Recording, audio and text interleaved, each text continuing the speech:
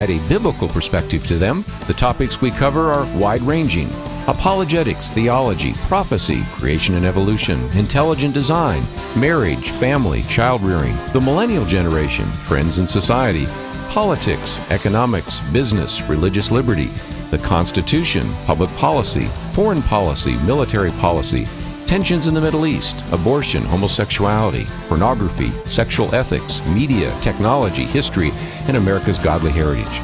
We talk about anything that affects your faith, your family, or your freedom. So don't go anywhere, because Point of View starts right now.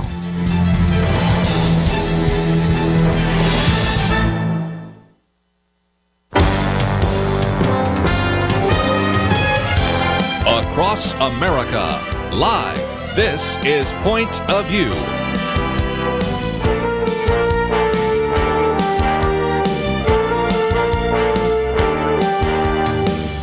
And now, Kirby Anderson. Thank you for joining me today here on Point of View, 13th anniversary of 9/11. You might reflect on where you were 13 years ago and what has happened since then.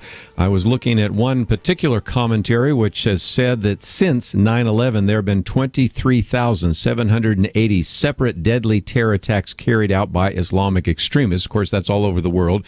Only some of them have come to the United States, and many of them have affected others. But it just illustrates again that we are still in a war against radical Islam. The president spoke on that last night. We'll have a chance to hear some of the things he had to say a little bit later this hour. And this is also, of course, called Patriot Day. This is a time in which we have designated this as a special kind of commemoration in which we are to fly our flags at half-mast, and also people observe a moment of silence at 8:46 a.m. Eastern Daylight Time. That's when the first plane flew into the World Trade Center. And we will get to all of that a little bit later this hour, and perhaps even get into more of that, as in the second hour we spend a little bit of time talking with Rick Santorum. We'll be talking about his new film, but I'm sure he'll have some reflections as well. But before we get to all of that, yesterday there was a very good piece that was in USA Today entitled "The Giver Reflects Reality." And we have talked about this movie, The Giver, on a number of occasions in terms of what it means in terms of our loss of freedom, of big government. But I thought this particular piece by Arina Grossu was so well done that we might bring her on for just a few minutes. If you're not familiar with her, she is the director of the Center for Human Dignity at the Family Research Council. We have information about that on our website. We actually have this article that you might want to print out. You might want to hit the share button and put it on your Facebook page. She is a graduate of the University of Notre Dame with a BA in philosophy and MA in theology from Dominican House Studies, and certainly has been very much involved in this area of bioethics. And so, Arina, thank you for joining us today here on Point of View. Thanks, Kirby, for having me. I think it's such a great idea to take this film, The Giver, because there are so many things you can do. I did a commentary last week just on what it means to have big government, but also in the film, which we really haven't talked about, and you do such a good job in your column talking about, is that when you see some of these atrocities, some of these real challenges to what we would consider to be basic medical practice in the film, you recognize, Arina, that we aren't that far away from some of that here in the real world, are we? Well, that's exactly what I was, what my article is on. And while I was watching the movie, and by the way, I read this book when I was in middle school, Sure. And since then it's been my favorite movie. Now, story, and it was so nice to see it come into a movie, because I think it's really, really important for people to know about it. It's, of course, I don't want to give it all away for your listeners, but it's a dystopian story. And we do see a lot of the bioethical issues presented in the story and in the book and the movie that are already happening here. And so in my article, I talk about the fact that there's already genetic engineering going on and surrogacy. You have people in the community in this dystopian story where they are the child bearers, so you don't have the natural family unit. You actually get placed with a family, and so you have the carriers of the children, so you have the surrogacy issue. But then also, there's a genetic engineering part. If a child is not perfect, if the child is disabled, if the child is weaker than the other ones, the child will get killed. And so while I was watching the movie, I was thinking, we're already doing this. We're already killing, for example, just a few weeks ago, Richard Dawkins came out saying that if if someone has a child with Down syndrome, if they have if they're told that their child will have Down syndrome, that he said to abort it and try again. And so you already see that happening, and up to 90% of Down syndrome babies are aborted. And so we already are in that line of view that if a child's not perfect according to our standards of what perfection should be, that child should be eliminated. And further, when it goes into the story more, you see that this actually takes place, where the father of the main character does this for a living. He just eliminates the children who are the weaker ones and the ones that are not wanted as part of the society. And then, of course, there's also the euthanasia of the elderly, not just of these weak children, but in a part of the movie, you see that there's a ceremony for people who are older, and they are also euthanized because they're of no longer use or utility to the community. And so they have this ceremony of being released. It's quote-unquote released. Mm-hmm. Well, again, you talk about the fact that when you say, well, this is all science fiction, I mean, you quote from two philosophers, for example, in the Journal of Medical Ethics, talking about after-birth abortion, which is basically infanticide. And, of course, you've mentioned surrogacy and genetic engineering and all of the rest. We, up until now, when we have mentioned the film, have pretty much talked about the other aspect of that, and that is the fact that everybody's supposed to be the same. We're not supposed to see any differences. Matter of fact, in the book, they're not even able to see color because we don't want to really have any kind of influence. So we've really talked about the influence of Big Brother. But here, I think you have also brought out a very important point, and that is anybody who thinks that some of these dystopian, and that's the opposite of utopian, but it starts out looking utopian, but then you begin to hear its dirty secrets. Anybody that looks at this dystopian story and says, well, that'll never happen, they better pay attention, because you have documentation after documentation of where all of this is happening before our very eyes. And so I think you've done a very good job of reminding us that whether you read the book or watch the movie, you've got some really good talking points to remind people what's at stake when we talk about elections, when we talk about political policies and public policies, and when we deal with some of the things happening right now in the medical field. Well, that's exactly the case. And actually, in my original version of this, before it was published, it had to be cut down.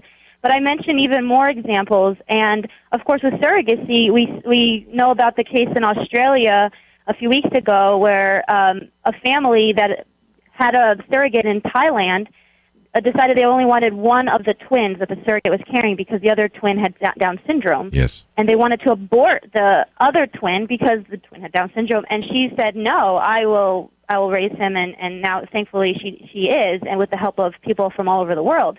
There was a more recent case in England, actually, where, and this is not even in the article, but where another surrogate mother decided to keep a child because the biological mother said, oh, that child is a dribbling cabbage. She called the child a dribbling cabbage because the child was also had some kind of disability.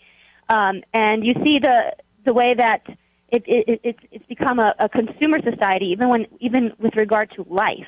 That it's I want a refund on this. This is not what I asked for. Wow. Instead of looking at the value of every single human life, and in fact, we should be protecting the most vulnerable and the weakest in the members of society. And that's how you judge how civil a society is if you are protecting the ones who cannot protect themselves.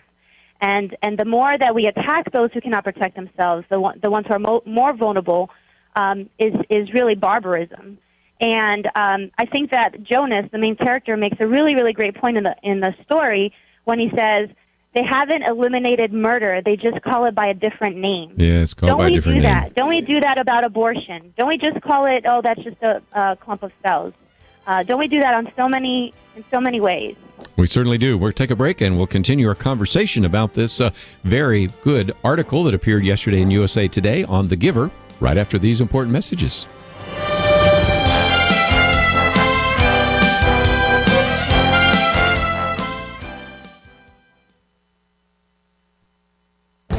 The Point of View Commentary with Kirby Anderson. Pastor Tim Keller often says he is asked, should Christians be involved in shaping culture? His answer is, we can't not be involved in shaping culture. His double negative illustrates an important point. Either we shape culture or culture shapes us. The Apostle Paul admonishes us to take every thought captive in one of his letters. He warns us in another of his letters to see to it that no one takes you captive. Either we are taking thoughts captive or else the culture will take us captive. In a recent article, Tim Keller uses a powerful example. He reminds us that in the years leading up to the Civil War, many Southerners resented the interference of abolitionists who were calling on Christians to stamp out slavery. In response, some churches began to assert that it was not the responsibility of churches or Christians to change culture. Their only mission was to preach the gospel and see souls saved. Tim Keller explains the tragic irony that these churches were shaping culture. Their insistence that Christians should not be changing culture meant that those churches were supporting the status quo. They were de facto endorsing the cultural arrangements in the Old South. This example illustrates the point. If Christians do not address the moral and social issues of the day, they are supporting the status quo. They will most likely also assimilate into society. However, if Christians do address those issues and work for social change, they will be a countervailing force. Of course, they will also be criticized. People and organizations that want to continue the status quo won't like it when dedicated Christians oppose their policies and programs. You know, the Bible warns us not to compromise or be captive to the culture. Jesus taught that we are the light of the world, but also warned us not to put our light under a basket. Paul taught that we should not be conformed to this world. Instead, we should be transformed by the renewing of our minds. The conclusion is simple. Either we shape culture or culture shapes us.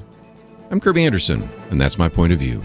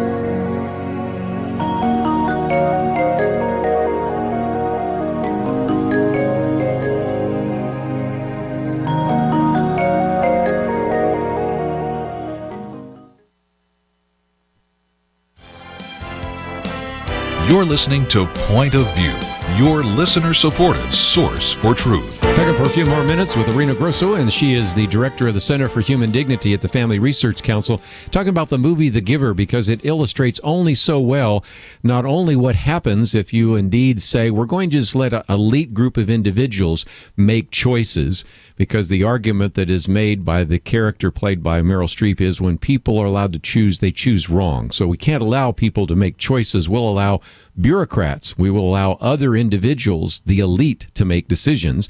And certainly we've talked about that, but of course then the danger surfaces as well, because this is a movie, as the article in USA Today yesterday pointed out, that is rife with bioethical implications, such things as genetic engineering, infanticide, surrogacy, and euthanasia. And Arina, before we went to the break, you were talking about how we change those words. For example, would never refer to any of the decisions being made right now by Obamacare as death panels, although some people have called them that. We would never really talk about abortion. We just talk about pro-choice. We try to soften some of that, but you see the use of those euphemisms in the movie to illustrate that we've gone a long way down that road today in our own society. Well, yes, and I think that Prince William and Kate actually are really good examples of how people in mainstream media can talk out of both sides of their mouth. In one sense, a baby is not a human being until birth, or very close to it. But then when Prince William and Kate announced that they have a baby, no one's calling it a blob of cells, a blob of tissue. They're calling it a baby, and this is mainstream media. And so how can they both say that Prince William and Kate are having a baby this early on in the pregnancy, but it's not a baby in every other case? And also another thing, which I think is just, it kind of gets to the core of the incoherency, is that, for example, the Washington Post actually wrote about the movie, and they said that there was a line that was, quote, unquote, too disturbing to add to the movie, which they did finally add. And it's when Jonas, the main character, the dad of Jonas, sticks a syringe into the head of one of the babies to kill him and says, "Bye-bye, little guy," and puts him in a box. And at that scene, when I saw that scene, I thought, oh, my gosh, that's abortion right there. You know, we don't put the children, the aborted children in boxes, but, hey, we put them in bags, like in the case of Gosnell, and Gosnell froze them in his freezer until the company came to pick them up. And I thought, well, how is that any different than what we're doing? We're just calling it something different, but we're still participating in evil. And so if it's too disturbing to add that line, and it reflects the reality of what just happened, that a child was killed, why can't we say that about children being killed every single day in this manner by abortion? Yeah, Kermit Gosnell, good example of that. I mean, I do remember that part in the film. It is pretty disturbing, but then you're thinking that goes on every day, and actually things much worse than that, to be perfectly blunt, in a typical abortion clinic. So obviously this has been a way to maybe illustrate again why we need to stand for life. And I thought before that when the book came out and became a Newbery bestseller and won all sorts of awards and all those kinds of things, that certainly it provided a context. But now the film, even more so, on the one hand, I think really provides some opportunities to talk about what happens when we allow people who don't know who we are, but think they are doing things in our best interest, make decisions for us. And that's what happens when you move towards a socialistic, bureaucratic kind of life.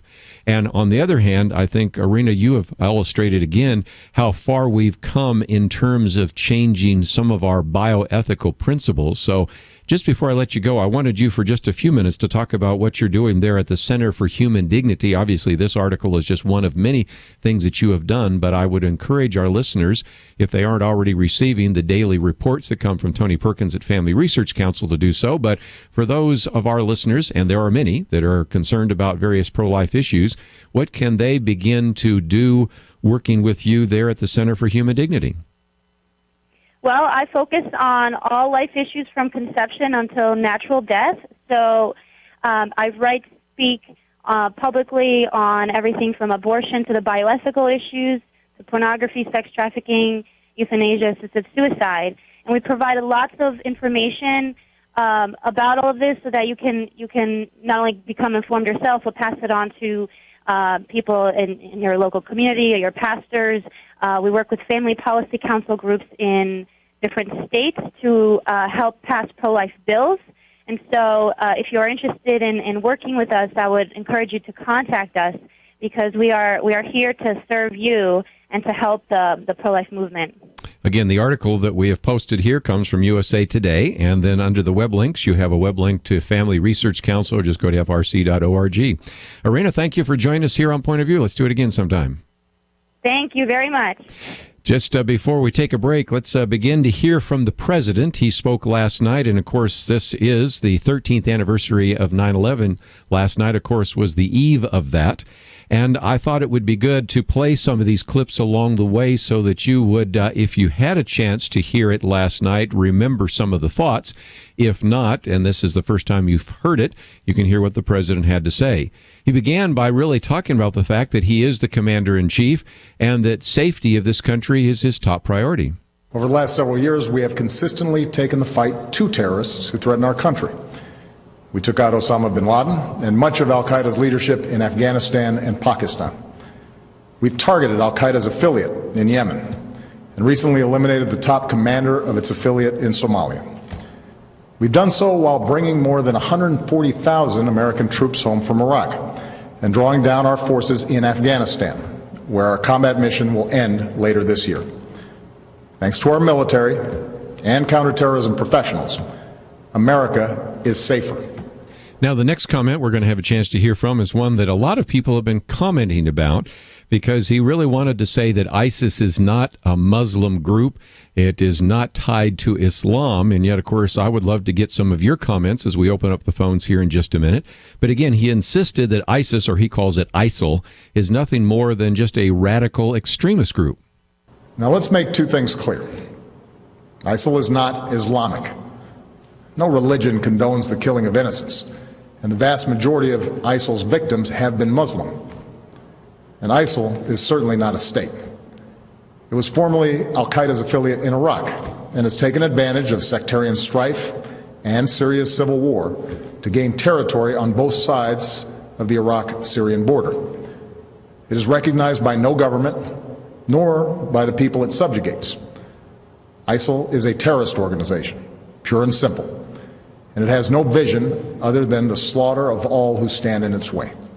So again, one of the questions I want to put on the table, and if you'd like to join us today, 1-800-351-1212, is the statement that ISIL is not Islamic. Or ISIS is not Islamic. Well, it certainly comes from Muslim roots. It certainly claims certain verses in the Quran as its justification. And I'd love to get some of your thoughts as we go to the break. We'll take some phone calls in just a few minutes. But he went on to also explain that ISIS has a reach that threatens not only the Middle East, but also Europe and even the United States. So ISIL poses a threat to the people of Iraq and Syria and the broader Middle East, including American citizens, personnel, and facilities. If left unchecked, these terrorists could pose a growing threat beyond that region, including to the United States. While we have not yet detected specific plotting against our homeland, ISIL leaders have threatened America and our allies. Our intelligence community believes that thousands of foreigners, including Europeans and some Americans, have joined them in Syria and Iraq. Trained and battle-hardened, these fighters could try to return to their home countries and carry out deadly attacks. And finally, just another clip before we take a break. He says that this fight against ISIS isn't just one for America alone. American power can make a decisive difference, but we cannot do for Iraqis what they must do for themselves. Nor can we take the place of Arab partners in securing their region. And that's why I've insisted that additional U.S. action depended upon Iraqis forming an inclusive government, which they have now done in recent days. We're going to encourage you to join our conversation today, 1-800-351-1212. Just before we take a break, though, one of the things we certainly have been encouraging you to do this week is to join with us in reaching the next generation. And we have an opportunity because we do have a match on the table here in which your gift will be matched dollar for dollar up to $50,000. And we are certainly very short at this point of our goal. And for those of you that have been waiting for the last day or so, that's the day has now come. So we really do encourage you to support this ministry. And at the same time, as we've talked about this, you will see already some of the changes that have taken place. In addition to our live cast, our audio stream, our podcast, we now have a new video series, and you can actually subscribe to our YouTube channel.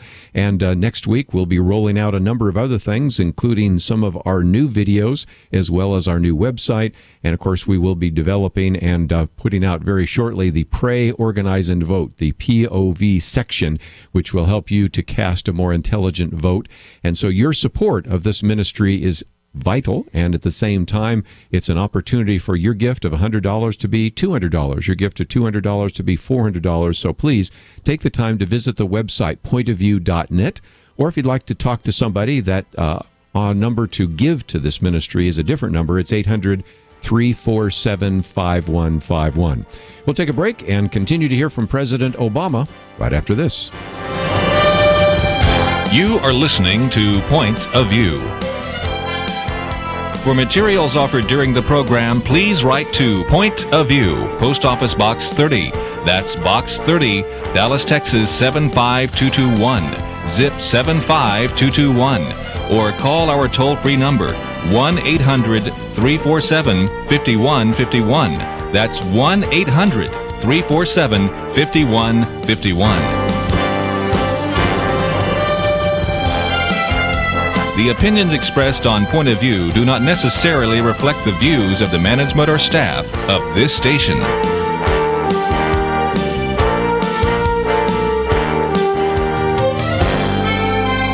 Point of View will continue after this.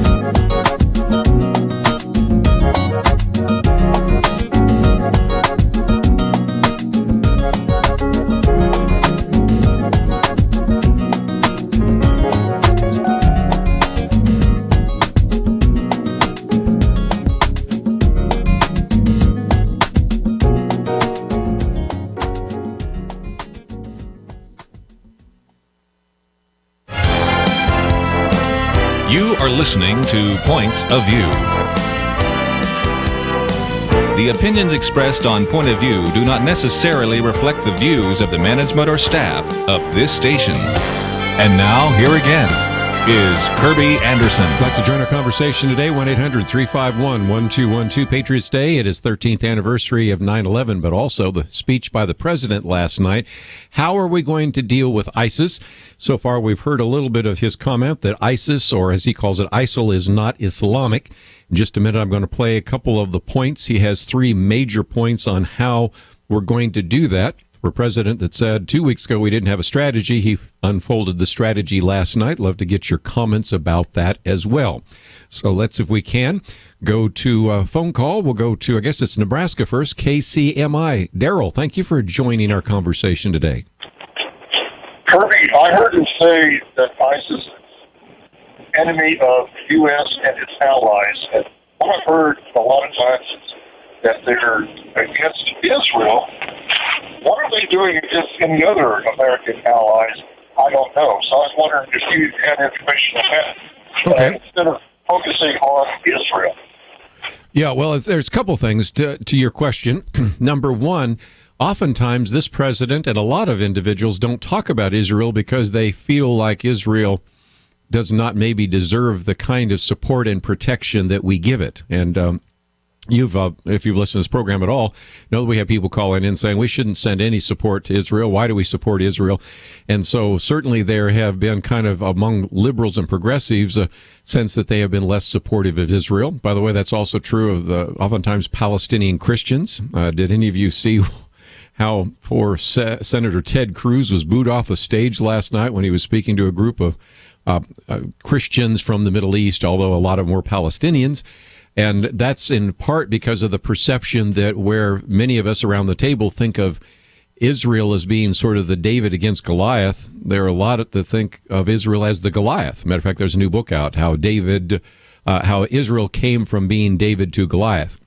So that's the first issue. The other is, I think, is one of the question you're also asking, is the natural animus that and anger and hatred that a lot of radical Muslims have are usually towards the little Satan, Israel, and the great Satan, America. And you might then ask, well, why the rest of the West? Well, Western values are still seen as corrupting Muslim cultures. So that's in some respects why oftentimes they are seen as the enemy. And also there is sort of a perception that it would be better to bring some of those countries down so that we could turn some of those countries into Muslim countries. The belief, I think, of Muslims in France, for example, is that we will eventually, with our birth rates and with our cultural influence, eventually turn France Muslim.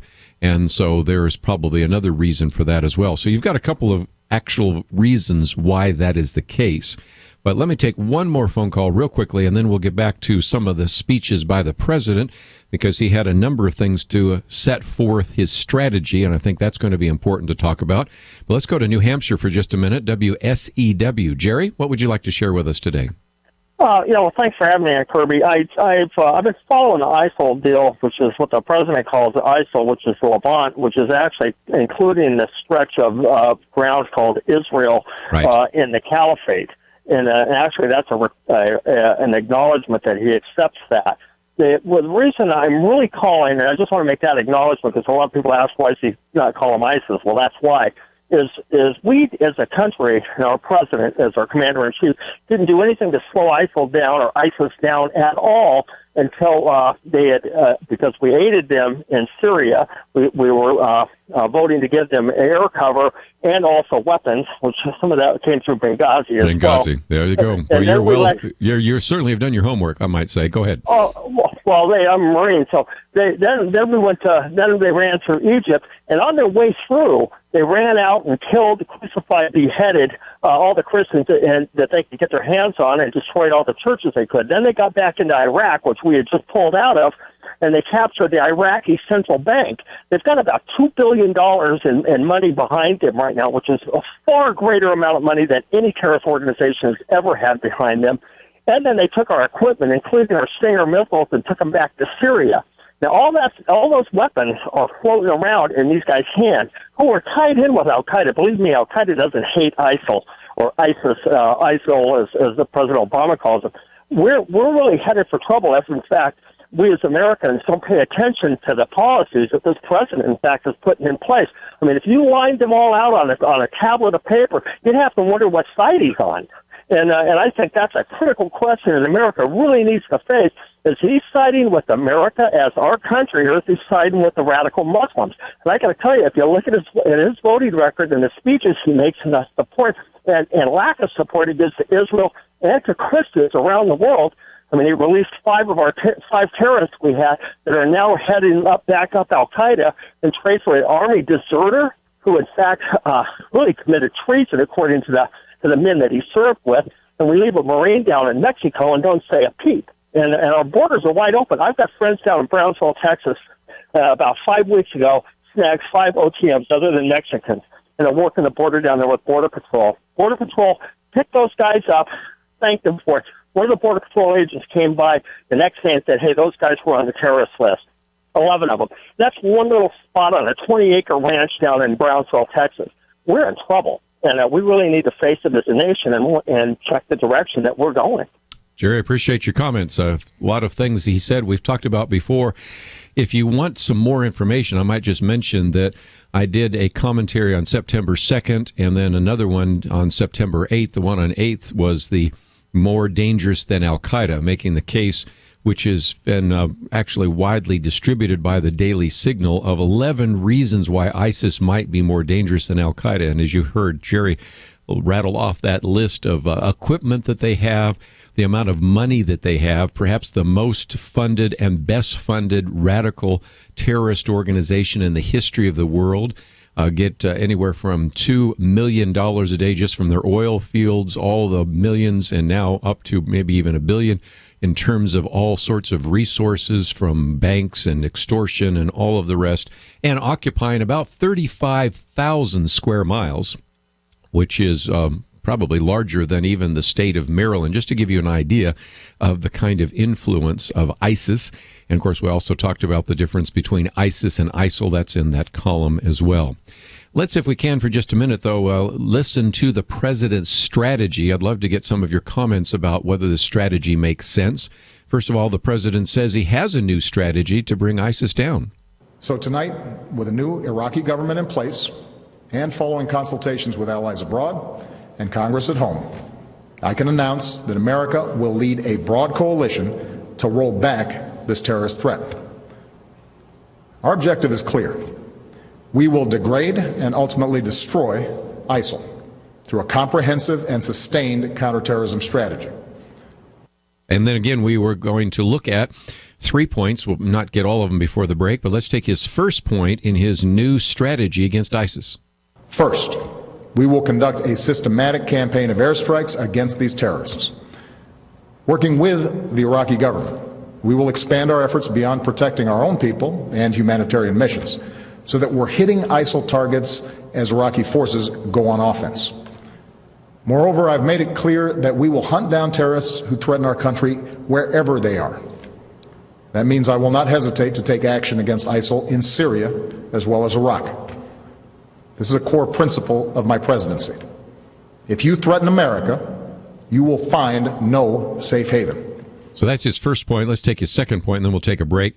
And that is where he wants to include more U.S. forces actually being sent to the region. Second, we will increase our support to forces fighting these terrorists on the ground. In June, I deployed several hundred American service members to Iraq to assess how we can best support Iraqi security forces.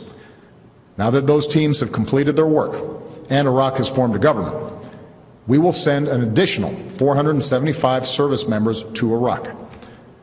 As I've said before, these American forces will not have a combat mission. We will not get dragged into another ground war in Iraq, but they are needed to support Iraqi and Kurdish forces with training, intelligence, and equipment.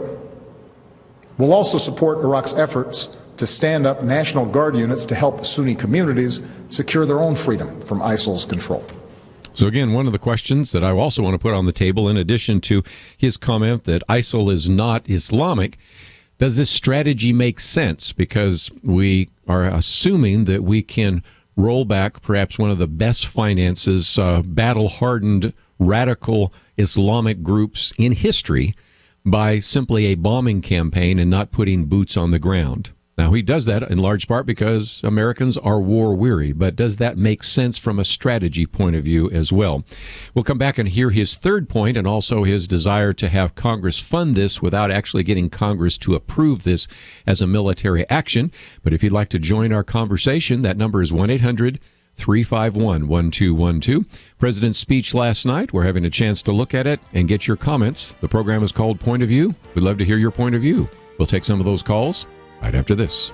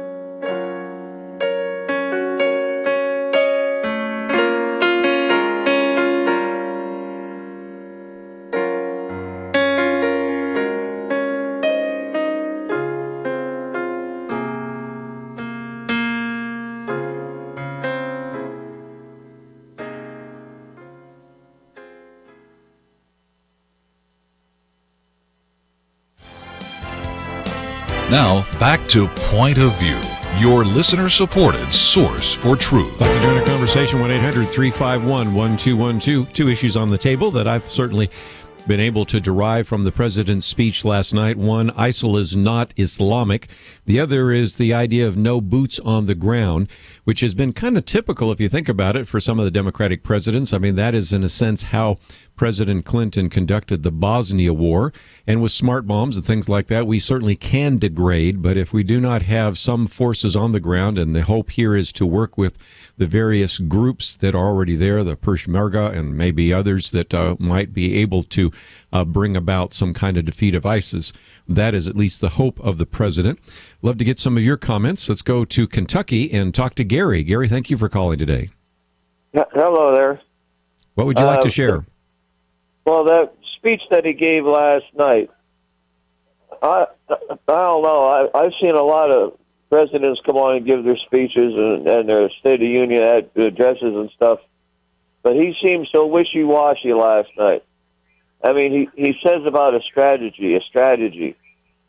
Well, you actually need something formed after you come up with a strategy. Yeah, what does victory look like? What is the ultimate goal? Exactly. Good question. He didn't state that. He just said, we've got a strategy.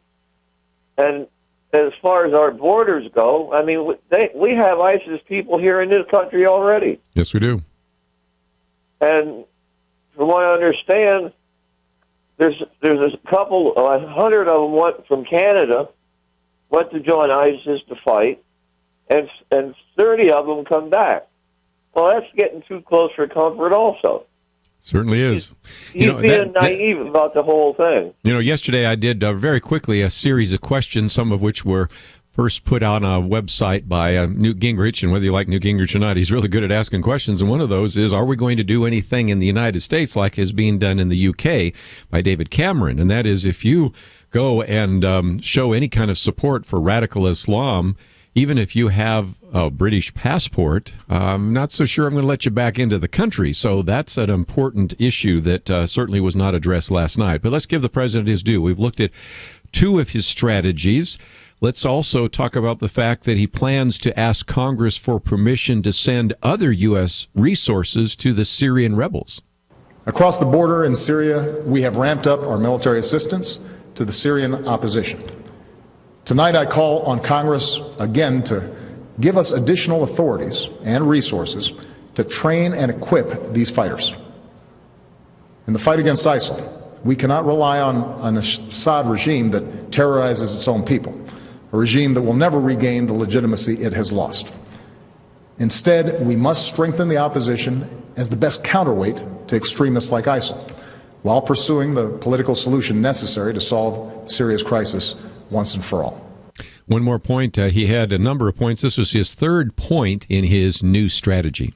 Third, we will continue to draw on our substantial counterterrorism capabilities to prevent ISIL attacks. Working with our partners, we will redouble our efforts to cut off its funding, improve our intelligence, strengthen our defenses, counter its warped ideology, and stem the flow of foreign fighters into and out of the Middle East. And in 2 weeks, I will chair a meeting of the UN Security Council to further mobilize the international community around this effort.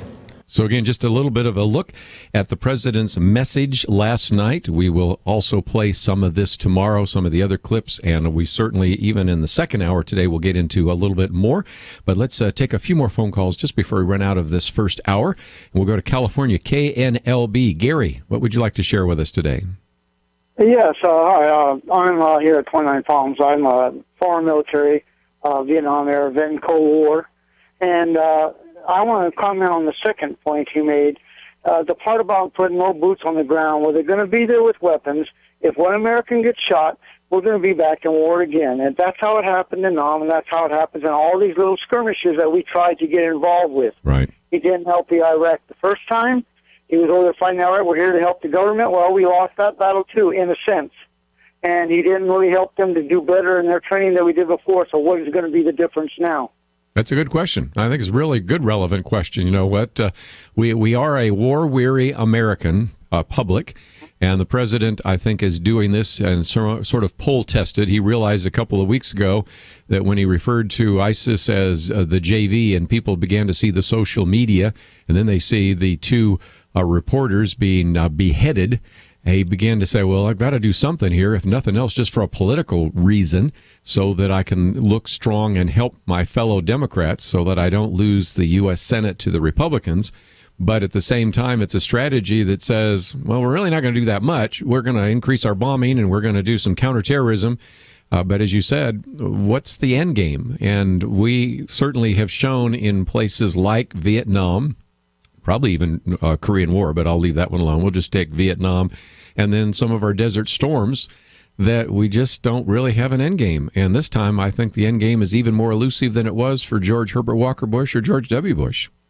And it was very aggravating and frustrating. I mean, especially for us that protected the flag of the United States, to find ourselves again into a situation that wasn't finished or done right the first time, is the way I feel. Well, again, I appreciate your service in the military, and I think before we do deploy troops, we need to have a very clear strategy and mission and end game. But let's take one or two more phone calls. We will continue this, of course, in the second hour. I also have one other guest in addition, and at the very end, we'll have Rick Santorum with us. So it's going to be all over the map today, but your comments are always welcome as we can fit them in. And we'll go to Texas this time, KAVX. Tucker, what would you like to ask? Mr. Anderson, I am hard-pressed to understand the difference between the Muslim religion that pretty much says kill anybody we don't like, and National Socialism, Nazism, or Imperial Japan, or the Thuggies in India. Is there a difference? Yeah, well, the fact that you bring that up shows that, first of all, there's a similarity. For a long time, when people were trying to come up with a phrase so that they weren't painting with a broad brush over all Muslims, they sometimes even called them Islamo-Nazis. You might remember that. And then we called them Islamists or radical Muslims, because we recognize that there is some similarity in that if I don't like you, I will kill you, I will destroy you. And so whether it was the foundational principle of the Nazi Party or just the principle of Adolf Hitler, it was the idea that we probably need to get rid of inferior races, and that was really motivated by Darwin and by eugenics and by Dalton and Galton and Margaret Sanger and those kinds of people. And Islam is a little different in that the radical Muslims look at the Quran and Surah 9, for example. Surah 9:5 is a classic verse of the sword in which you are to kill infidels. And so there is a difference theologically, a very vast difference between these various groups, whether it's the killing in Hinduism or the killing in the National Socialist Party or the killing that takes place in Islam. But at the same time, there's a similarity in that it is, we are going to promote those who have the right ideology, or in the case of Nazi Germany, the right genetics, and we're going to eliminate the rest, because the goal, at least in Islam for the radical Muslims, is to have this transnational caliphate. And that's what ISIS is all about. That's what the name ISIS really means, because ISIS really stands for the Islamic State of Iraq and Syria. Now, as we mentioned just a minute ago, the president refers to it as ISIL, and that stands for the Islamic State of Iraq and Levant. And Levant was that region that covered everything from Lebanon, Jordan, Israel, Iraq, Syria, all the way down really to Egypt. And so that is the goal there. But in both cases, you can see that the case is to establish this kind of world government, this transnational government, and in the case of Islam, to implement Sharia law in all of these areas. We need to take a break, though. When we come back, we're going to spend just a few minutes talking about how we should be really careful about what we see on some of the social media, as we've seen these beheadings and all of these violent acts by ISIS. Then we're going to open up again your comments and hear a little bit more from the president, and we'll finish off the second hour with Rick Santorum.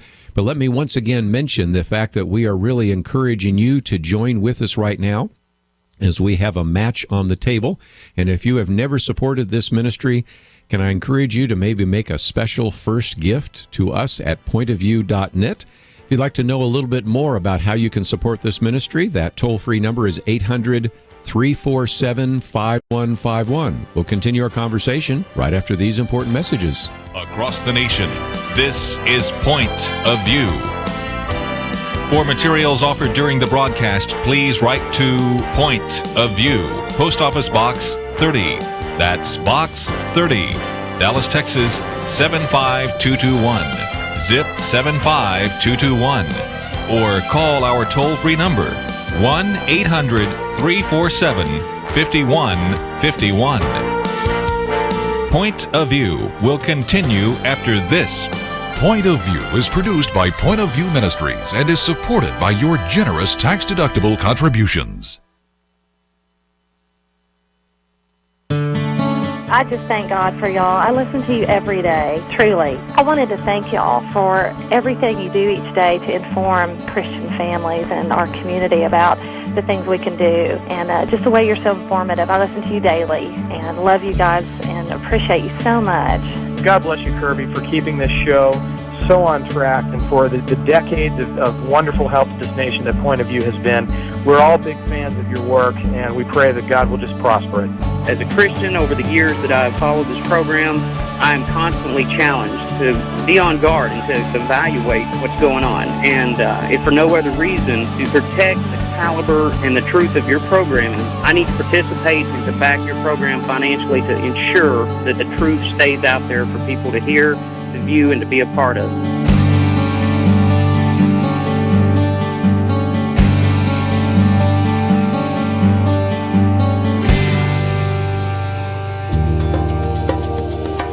This is Point of View Radio.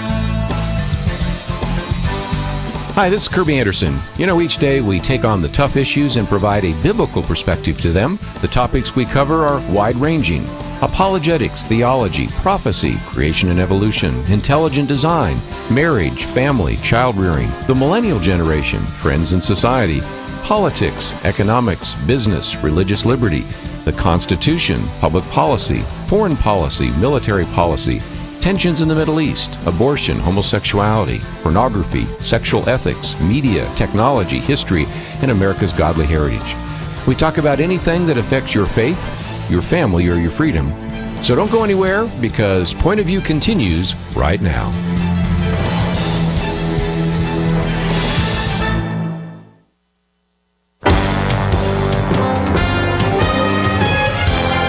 Across America, live. This is Point of View.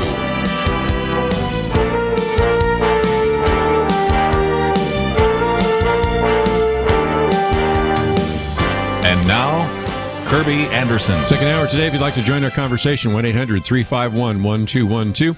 13th anniversary of 9/11, and we've already had a chance to hear a little bit of the president's speech last night. We'll hear a little bit more this hour as well.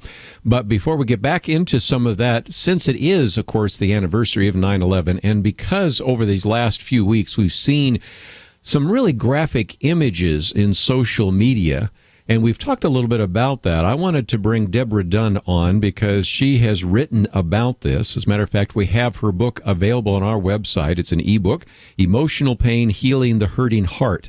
But she is an author, licensed therapist, corporate crisis specialist, and really has worked with lots of victims of various things: domestic violence, child abuse, sexual assault, and the rest. But she has expressed a concern, which I thought would be good to talk about for just a minute, because all of these visual images are showing up. Now, in the past, we've talked about the concerns of letting you or your children watch too many violent images, the influence of violent video games, and the rest. But here, just with video and images of beheadings and all sorts of other things, she has recognized that this is of concern. And so I think you need to maybe start thinking about what you allow in your eye gate and your ear gate in terms of news and information, social media, and the rest. So we're going to spend just a little bit of time, kind of a word of warning to all of us, but especially to parents. But all of us should pay attention to what we're seeing. And so, Deborah, thank you for joining us today here on Point of View. Well, it's wonderful to be here. Thank you for having me. Well, and I think you have expressed some concern, and a growing concern, about the fact that here, as you are in some cases treating trauma victims, and that's certainly what you have been doing over the years, that you are concerned about the fact that we are seeing a level of graphic violence now, even in social media, that is a source of some concern. So share with us some of those things that you've been noticing. Well, it really did start with September the 11th, and 13 years ago, with such widespread news coverage over and over and over again for days. People standing in front of their television sets, watching people jump from the buildings, watching the moment of the impact of the plane, watching people run from the building down the street horrified and hurt. And yes, we do that because we're trying to process what has happened to us. But it seems now that news coverage has almost become a form of entertainment, a form of not just of sharing the news, but of keeping people on the station, competing with other stations with how much we can show and how much graphic visual stuff we can show. And studies are continually pointing to the fact, even going back to Israeli conflicts, with a study was done with Israeli children years ago that showed that when those children watched their neighborhoods being struck, the families running, the terror, that they developed post-traumatic stress disorder, nightmares, and all sorts of things. But my general perspective is that we are now a nation that so many of us have a low-grade level of post-traumatic stress disorder and may not even know it. And watching all this stuff is triggering, our fears, our anxieties, our mood swings, our health issues, and we're not connecting the dots. And you be the first to admit that correlation is not causation, but nevertheless, we do see a general uptick in the general population of mental health problems. We do see a lot of people that are legitimately diagnosed of having PTSD, post-traumatic stress disorder. And I have to believe that while some of those have PTSD because they're the first responders back in 9/11 or they've come back from a war in Iraq and Afghanistan, you're starting to see kind of, as you said, a low-level PTSD among the general population just because we're seeing a level of visual violence that is unprecedented in our history. I agree. Although, again, it's not necessarily all from the news media. I think there's, of course, child abuse, there's sexual molestation, there's domestic violence, all those things. What I'm saying is that we're a fragile population because of other stressors and past events in our lives. And what we're watching, what we're forced to experience, it's called vicarious traumatization, when we are sort of collateral damage, in that it makes our already present symptoms and problems worse. Sure. Let me talk about social media for just a minute, because on this program in the past, we've talked about what happens when you see the level of visual violence on television. By the time the average young person is graduated from high school, if they're typical, they will have seen 18,000 televised homicide, 200,000 acts of violence, and on and on and on. So we already recognize TV and movies pump a lot of those violent images into our minds. But in your press release, I found something else that was fascinating, and that is social media. Because as people are scrolling through, I'll say Facebook, but it could be Twitter or a variety of other things. We'll just use Facebook as an example. What happens is they don't see it coming. In other words, the posts are oftentimes embedded in a news feed and all of a sudden catches you off guard, which means the brain really has no way to prepare for that. Very different than if I'm watching the news. Sometimes a local news reporter will say, now the images we're going to show are very violent. It's sort of like you've got preparation for it. But here, one minute I'm looking at a cat or a panda bear or somebody's birthday party. The next minute I'm seeing somebody being shot in the head. Your brain really doesn't have a chance to react to that. And that's another reason why I think you might begin to see a level of PTSD, because it simply catches people off guard, doesn't it? Absolutely, absolutely. In fact, it happened to me the other day. My whole journey with trauma therapy began when my brother committed suicide by gunshot in 1990, practically in front of my parents. They were sleeping, and they got to him before he really passed. And So I didn't get the help I need. I went through that journey of trauma myself, and then God has used me incredibly in the last 25 years to reach out to people and all over the world to help, to give them the help that I didn't get. That doesn't mean I'm totally cured. I don't know that you ever are of something like that. But I was scrolling down the news feed, and I had my settings on Facebook. Somehow they had converted to where they showed the video automatically. Right. Yes. And that's rather than, right. And that's something people can change, by the way. You can go into your settings. You can change that, and change that so you don't have to watch video you haven't clicked on. Let me jump in real quick because we have one of our mandatory breaks. I want you to finish your story, but we have one of those breaks that waits for no one. Okay, we'll come back and talk about Facebook and continue our conversation with Deborah Dunn. By the way, if you'd like to join us, 1-800-351-1212. We'll be right back.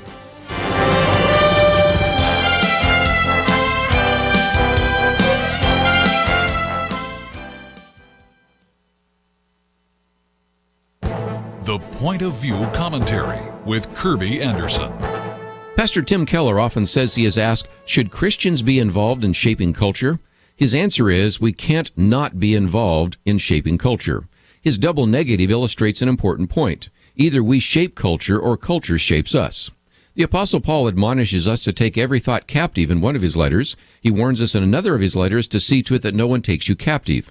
Either we are taking thoughts captive or else the culture will take us captive. In a recent article, Tim Keller uses a powerful example. He reminds us that in the years leading up to the Civil War, many Southerners resented the interference of abolitionists who were calling on Christians to stamp out slavery. In response, some churches began to assert that it was not the responsibility of churches or Christians to change culture. Their only mission was to preach the gospel and see souls saved. Tim Keller explains the tragic irony that these churches were shaping culture. Their insistence that Christians should not be changing culture meant that those churches were supporting the status quo. They were de facto endorsing the cultural arrangements in the Old South. This example illustrates the point. If Christians do not address the moral and social issues of the day, they are supporting the status quo. They will most likely also assimilate into society. However, if Christians do address those issues and work for social change, they will be a countervailing force. Of course, they will also be criticized. People and organizations that want to continue the status quo won't like it when dedicated Christians oppose their policies and programs. You know, the Bible warns us not to compromise or be captive to the culture. Jesus taught that we are the light of the world, but also warned us not to put our light under a basket. Paul taught that we should not be conformed to this world. Instead, we should be transformed by the renewing of our minds. The conclusion is simple. Either we shape culture or culture shapes us. I'm Kirby Anderson, and that's my point of view.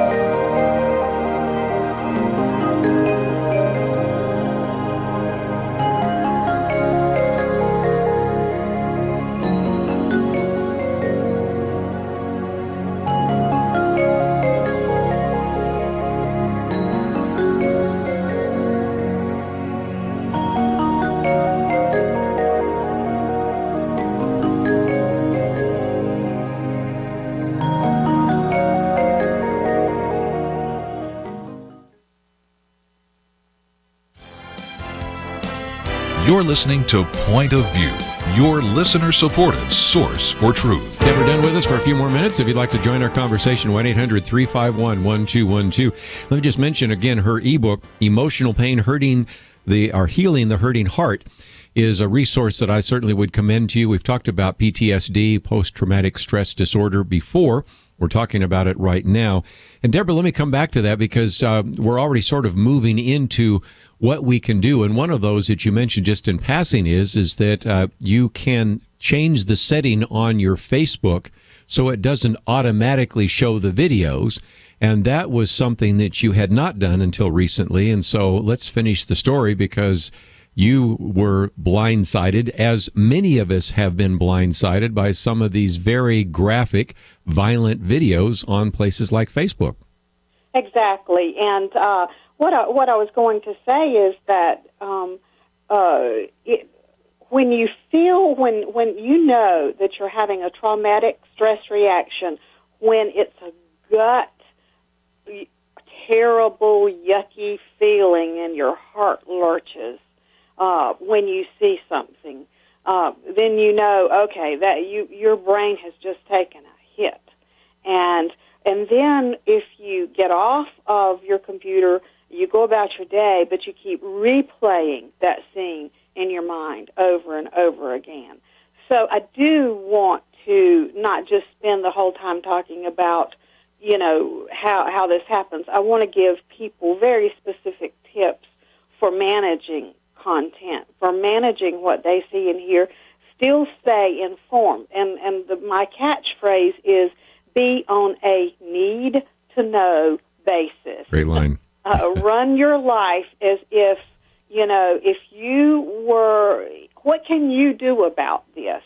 And if there's really nothing you can do about it, then you probably do not need to know. Good point. And right, because one of the parts of trauma, one of the pieces of trauma, is a sense of helplessness, that we can't change things, that we can't rescue these children, we can't do anything.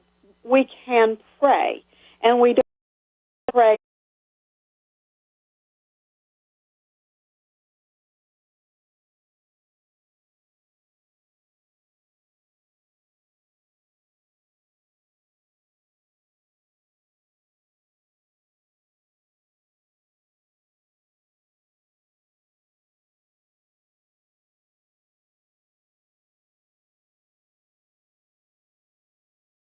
Then you probably do not need to know. Good point. And right, because one of the parts probably one of the pieces to know. Good point. And right, because one of the parts that we can't rescue one of the pieces of we can't is do anything, that we can't change things, that we can't rescue these children, we can't do anything.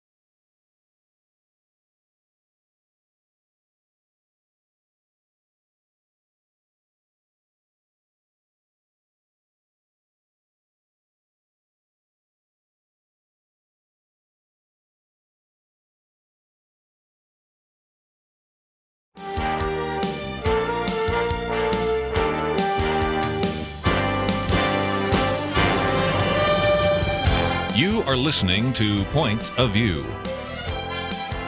For materials offered during the program, please write to Point of View, Post Office Box 30. That's Box 30, Dallas, Texas 75221, zip 75221. Or call our toll-free number, 1-800-347-5151. That's 1-800-347-5151. The opinions expressed on Point of View do not necessarily reflect the views of the management or staff of this station.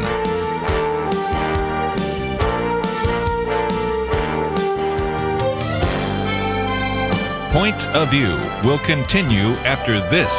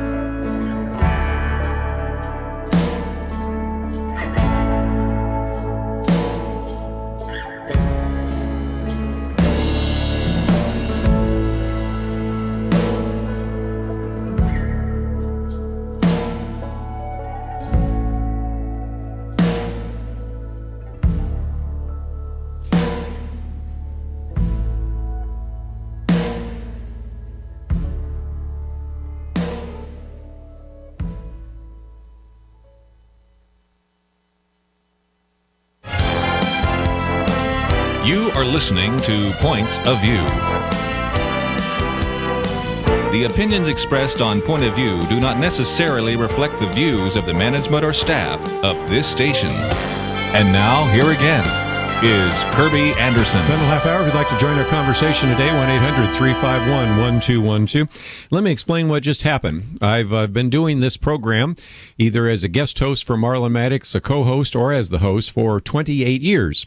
And on this now is the third time in which we've had a power failure. It only happened for a second, but it caused all the computers to reset. I remember the first one happened about 26, 27 years ago. That back then we didn't have a lot of computers, so it didn't really make any difference. And I remember we were in a studio and the lights went out, but I could see my monitor and I could look over at Tim Maddox and we were still on the air. And so even though my guest and I were in the dark, we just kept talking. And because I thought, well, nobody knows the difference. That's back the days before we had a live cast. So we're just sitting there talking in the dark and pretending like nothing happened. Finally, he just couldn't stand it anymore. He said, when the lights get on, I'll be able to read my notes a little better. And since that time, we've had one other one, and this was the third. And we were in the midst of an interview with Deborah Dunn, and I didn't want to end without giving her a chance to give us some recommendations. So, Deborah, I know you weren't planning on being with us a little bit longer, but you were giving us some great suggestions. The lights go out, we lost the power, and we're back on the air, I believe. So I'd love to. And I was just babbling away. Yes, but I want to give you a chance. Although we are going to be talking with former Senator Rick Santorum in just a few minutes, I did want to give you a chance to help us because I think it is important for our listeners to recognize that on television and social media, there might be kind of a need-to-know basis or, you know, as you say, watch enough of the news to stay informed, but no more. And so tell us what you would recommend so that we can really protect ourselves from some of the trauma that can happen by watching so many of these violent video clips. Exactly. First of all, I think it's especially important not to watch the 11 o'clock news before you go to bed at night. Understand that you're setting yourself up, that we have an innate biological, physiological reaction. We tighten up, our muscles tighten up, particularly in our necks and shoulders. Our minds start racing, and we, whether we know that we're thinking about what we saw or not, we take it to our sleep with us, and it prevents us from fully relaxing and getting deep stage 4 sleep at night, which is where we heal and where our brain heals and where we refresh ourselves. So cut out the 11 o'clock news altogether. Don't, if something happens like September the 11th, I know we need to remember. We need to remember that it happened, but we don't need to revisit the graphic videos that we watched that day because that's just going to increase our anxiety and our sense of helplessness. First of all, don't let children being in the room, even if you think that they're not listening, because they are, and they're taking in far more than you realize. So don't play your computer or your television when this stuff is going on, you know, even if they're close by at all. And get help. You may need to be treated for an underlying condition of mild post-traumatic stress disorder. Studies are showing just in the last year, new studies are showing that regular life for the average American is now traumatic, just simply because of traffic, because of job loss. The assignments I'm getting for corporate intervention is increasing lately for downsizing, and that has me worried. Because what's happening, are we getting ready to go through another dip? So we got to stay strong, and we got to feed our minds, and the Bible says to think on good thoughts and not dwell on the negative, and trust that God has it all in control. And like I said, be on a need-to-know basis. And whatever you don't need to know that's the things you cannot control and do anything about. focus on those things you can, and that is your home and your family and your own health and your own community. I might mention that we have a link to your website, DeborahDunn.com. And as people go to that website, they can find out about a couple of books. One we mentioned, Emotional Pain. Stupid About Men is another one. But if people want to correspond with you or ask a number of questions or just learn a little bit more about some of the work that you've been doing in this area of trauma, they can contact you through the webpage? They can, and that's DeborahDunn.com, DeborAh. And I'm also offering Skype counseling now, and we found that to be very effective. So if you can't find somebody locally, just shoot me an email, and we can set up Skype sessions. It's very affordable.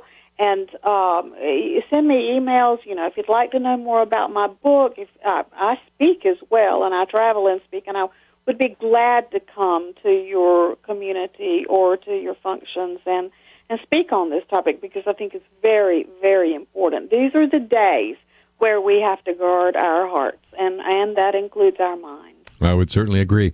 Again, the book, by the way, is Emotional Pain, Healing the Hurting Heart. We also have some information about this idea of exposure to violence in the media and some of the comments about social media. So certainly a word to wise, especially for parents, but for all of us. And Deborah Dunn, I appreciate you sticking with us a little bit longer. You've had an experience that we rarely have ever encountered here on Point of View, and that is the lights went out for a minute, and we're glad that you are back with us, and we're glad you shared some of that today. And again, pay attention to what is coming in your eye gate and your ear gate. So thank you so very much, Deborah, for joining us today here on Point of View.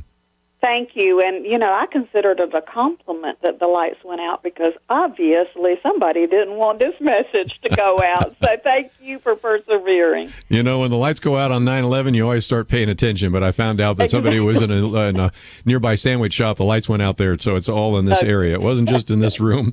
So thank you for joining us. We're going to be talking with former Senator Rick Santorum and now movie producer Rick Santorum in just a minute about this new movie, One Generation Away. And if you would like to join us, we can take another phone call or two. If you got bumped off the line with that surge, we will certainly give you that opportunity to join us. And back to some of the conversation we were going to have about the decision to actually implement this strategy. We've had a chance to hear from the president in his message last night. Some of these clips will maybe play tomorrow in our weekend edition. It looks like we actually have one or two, even now that all the computers are up and running. So let me go back to one of those, and that has to do with this issue of humanitarian aid, because indeed this is a concern. And so the president, in addition to wanting to deploy the military, also says that humanitarian aid will continue to be provided by those and for those who have been affected by ISIS. Fourth, we will continue to provide humanitarian assistance to innocent civilians who've been displaced by this terrorist organization. This includes Sunni and Shia Muslims who are at grave risk, as well as tens of thousands of Christians and other religious minorities.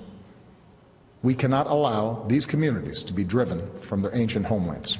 One of the other things that is going to be somewhat of an issue is whether or not the president should actually get an action item from Congress. I mean, we haven't declared war in decades, but at least even an action for military involvement. President Obama said that he has the authority to deal with a threat on his own, but he would prefer, and actually are maybe going to at least talk about, congressional support. My administration has also secured bipartisan support for this approach here at home. I have the authority to address the threat from ISIL, but I believe we are strongest as a nation when the President and Congress work together. So I welcome congressional support for this effort in order to show the world that Americans are united in confronting this danger. So again, we've learned a little bit about the president's counterterrorism strategy. 4 different points involving counterterrorism, involving bombing, involving no major boots on the ground, but at least some kind of military assistance and advisors. So we'll see how this plays itself out. And we'll certainly spend a little more time tomorrow talking about this in our weekend edition. Certainly it is a different strategy than the president would have been talking about 2 weeks ago when asked if he had a strategy, basically said, I do not. It's certainly a much more forceful reaction than one about 4 weeks ago when the president referred to ISIS as a JV organization, junior varsity. And so it is driven, I think, in part by politics, in part by the declining approval numbers of the president, and by the concern that if indeed the president looks weak, then it also affects some of the Democrats running for re-election in both the House and the Senate. So those are some of the issues on the table. When we come back, we'll move away from that for just a minute, and hopefully we'll be able to connect up with former Senator Rick Santorum. A new movie out called One Generation Away. It's all about religious liberty. We'll give it a little bit of attention now. Probably can talk a little bit more about it tomorrow, since one of the people in the film is Kelly Shackelford, who will be around the roundtable with us. Let's take a break. We'll talk with Rick Santorum, and perhaps with you, right after this.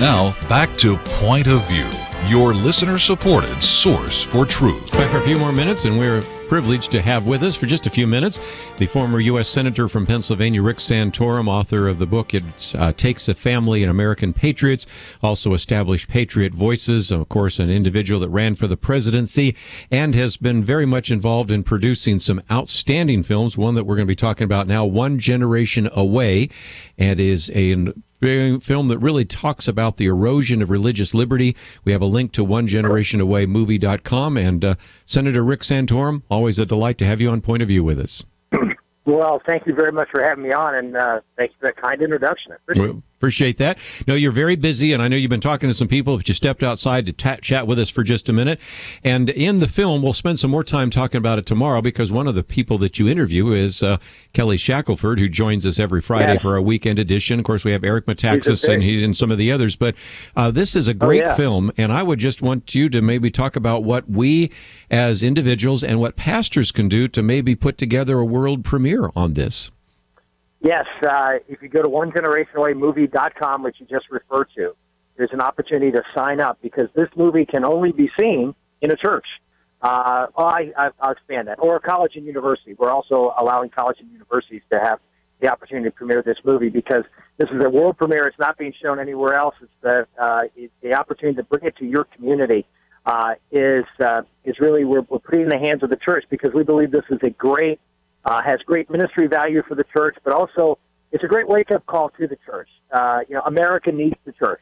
America needs the church to stand up and fight, number one, for the freedom of conscience, for the freedom of religion for all believers, to be able to have those beliefs, be out there in the public square, to be able to live your faith, not just in the four walls of the church, but in your business and in your schools and in politics and everywhere else. And government is a very greedy competitor. And they do not like to share, and they don't want any other moral point of view out there other than the ones that they want to impose upon us. And so this is the battle of the day, and we need the church to be engaged. And this film, I think, I guarantee if you watch it, and certainly you mentioned Kelly and Eric, who are two people in it, but we have Mark Huckabee and the Green family, and the Green family, and you hear personal stories about how people have been really assaulted by their government and forcing them to abandon their religious beliefs or pay a price for not doing so. And there's 7 stories that we tell in there. And here's the real important part of the film. The important part of the film is that we let the other side make their points of view. You hear from the head of the Americans for Separation of Church and State, the Freedom from Religion Foundation, the ACLU, the Southern Poverty Law Center, all of these left-wing organizations, all of these organizations that are trying to eliminate religion outside of the church walls. We give them the opportunity, the leaders, to make their case, to make their comments on all the different cases we bring up. And here's the important point. We then have the best and the brightest out there across this country to be able to say, no, well, here's a different point of view. Here's how we see what's best for society, what's best for a good and healthy country, and for and consistent with our constitutional principles. And so it really is a great entertainment in the sense that you learn about it and you get an experience and really feel for the people who are involved. But it's also arming you with the information you need to be able to combat what the secular culture out there is trying to force down our throats. So really information, knowledge is power. And so this documentary will really empower you. Again, I want to commend you because I've watched at least the trailer, which is 5.5 minutes long. By the way, you can click on that trailer and then maybe hit the share button, put it on your own Facebook page and get more information out. But even as I watched that, I commend you for really talking to the enemies of religious liberty. And it's amazing. I think it will be a wake-up call for some of our listeners who maybe are not used to the level of anger and animus and even stridency towards any kind of religious idea. As long as you keep it in your home, maybe inside the walls of your church, fine. But they have no interest whatsoever in allowing anybody with faith to express any of those faith commitments in the public arena.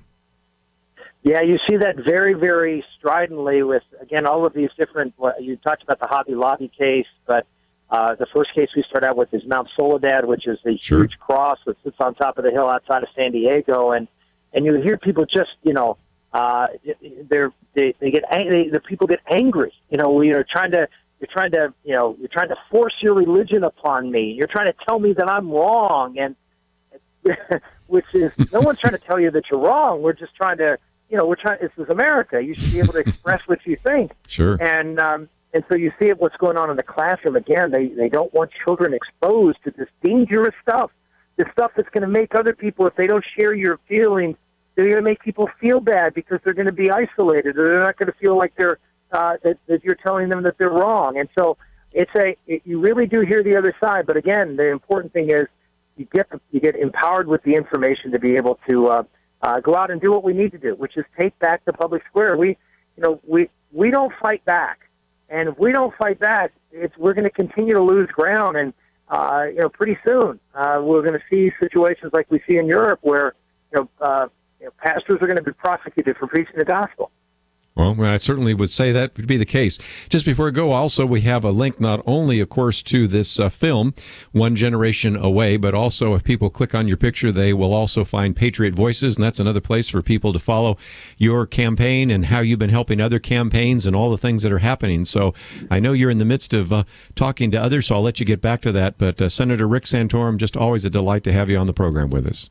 Well, thank you very much. And people always ask me, what can I do? And my answer is, do something. Well, this is something concrete you can do. You can bring this movie to your church, to your community, through your church. And so onegenerationaway.movie.com, which is the way to do it, and I'd appreciate your help. Well, thank you so very much for joining us today. And again, I'll let him get back to his activities. And again, we have posted the trailer. It's 5.5 minutes long. I would encourage you to watch it, and it'll give you a pretty good idea of what you're talking about. Number 2, hit the share button. And for those of you that are pastors, or maybe you're a campus leader or a Bible fellowship leader, this is something that you can bring to your church. And so find out more by going to the website, pointofview.net, and you will find the links to One Generation Away and the web links. You'll also find the trailer, and that should give you everything you need to know to do that. Well, this week we've been talking about how important it is for us to reach the next generation, and we have an opportunity for you to have your gift matched dollar for dollar. Let's talk more about what you can do. I have a wonderful opportunity for you today. Your gift to Point of View will have double the impact through our $50,000 Reaching the Next Generation Matching Challenge. Your gift will be matched dollar for dollar up to $50,000. Now, the deadline for the challenge is September 15th, so take a moment right now, do your part, and help us reach this goal. If you're listening to Point of View and have never supported us financially, well, today is a great day to get started. No gift is too small. Every gift is critically important. We ask that you make your best gift and help us in this challenge. Your gift will help people across the nation and around the world learn to apply biblical truth in every area of life. People will learn to develop and defend a biblical worldview, and our culture will shift back toward biblical values. Don't wait. Go right now. Make an online donation at pointofview.net, or you can call us on our toll-free number, 800-347-5151. Now remember, the opportunity expires September 15th, so do not hesitate. Go to pointofview.net, make your online donation, or call us today at 800-347-5151.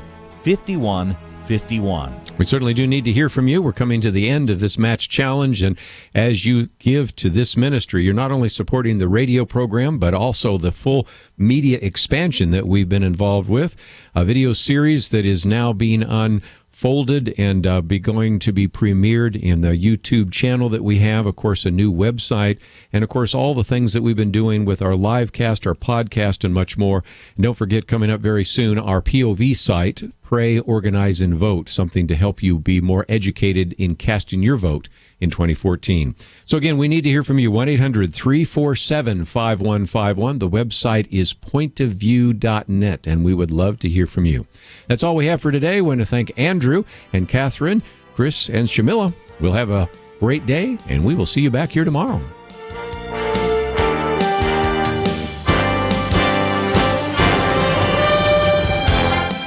You have been listening to Point of View.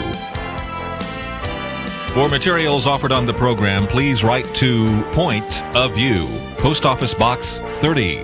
That's Box 30, Dallas, Texas 75221. Zip 75221. Or call our toll-free number, 1-800-347-5151. That's 1-800-347-5151. Point of View is produced by Point of View Ministries and is supported by your generous tax-deductible contributions.